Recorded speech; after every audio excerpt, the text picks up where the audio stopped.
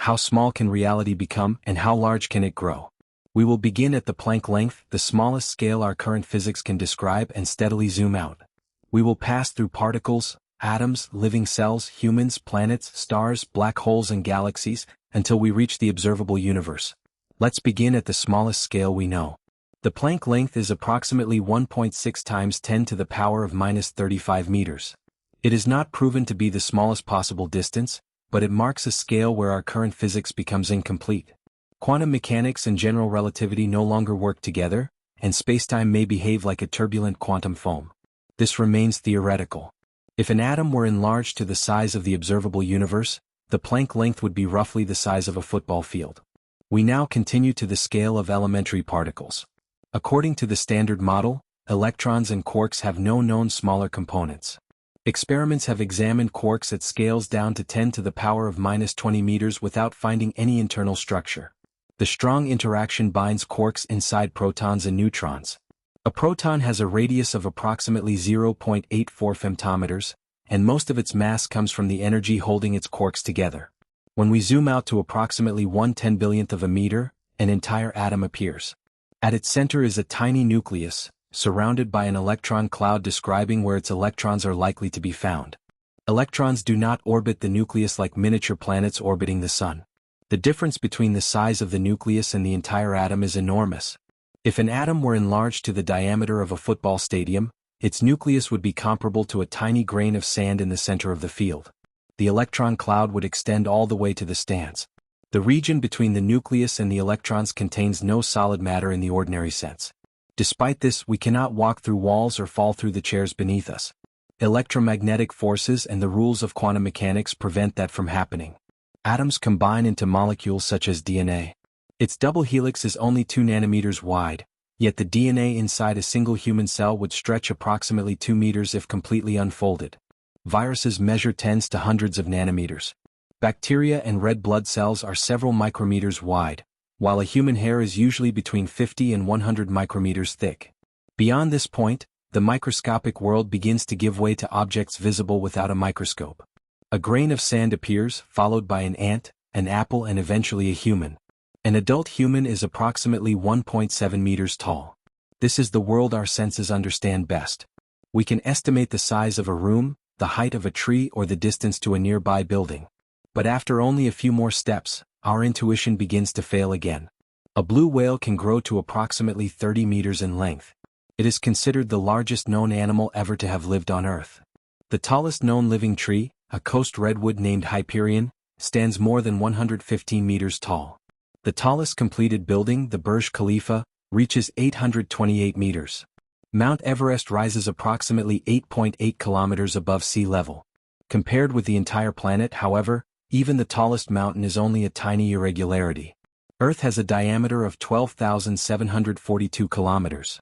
Every city, ocean, mountain, and living organism exists on an extremely thin layer covering its surface. Our planet feels enormous, but Jupiter is approximately 11 times wider. It has a diameter of almost 140,000 kilometers, and more than 1,300 Earths could fit inside it by volume. Jupiter's Great Red Spot is a storm wider than Earth. Our entire planet could fit across its present width. Even Jupiter, however, becomes a small sphere beside the Sun. The Sun has a diameter of approximately 1.39 million kilometers.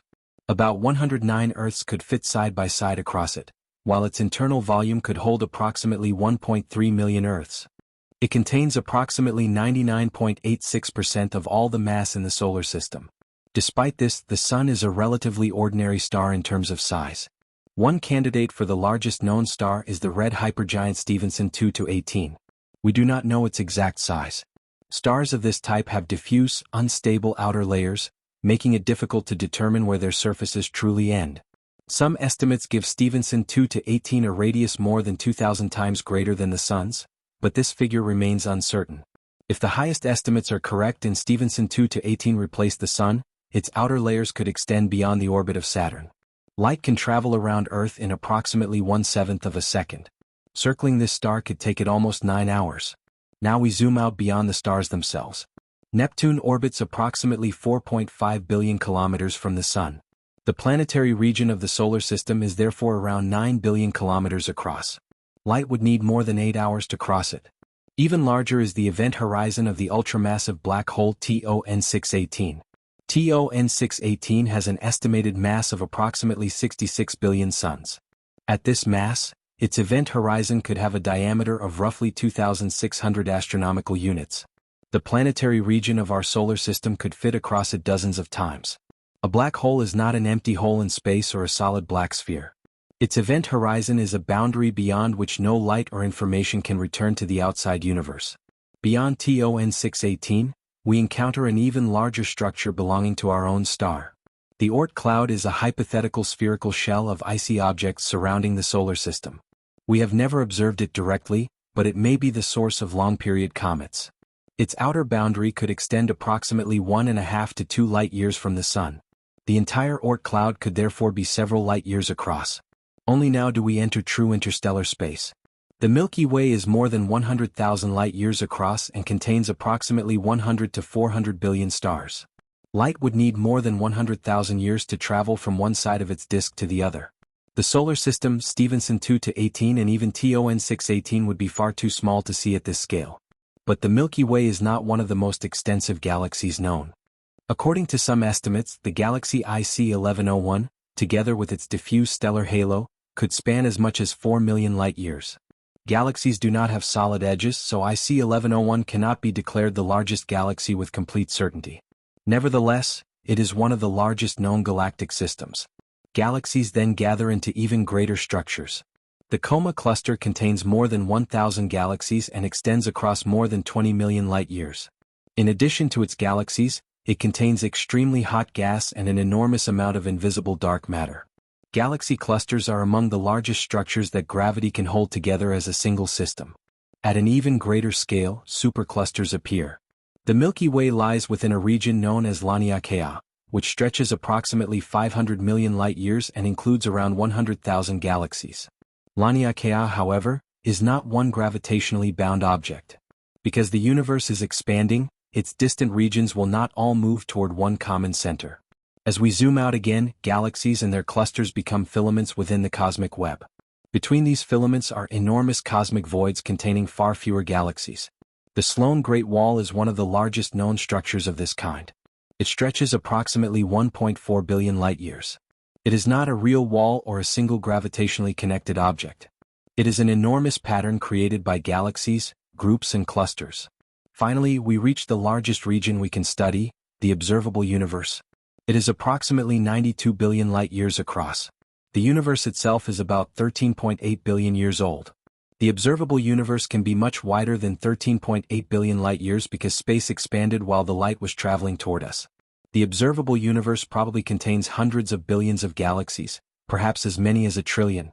The exact number depends partly on how many extremely small and faint galaxies remain beyond the limits of our telescopes.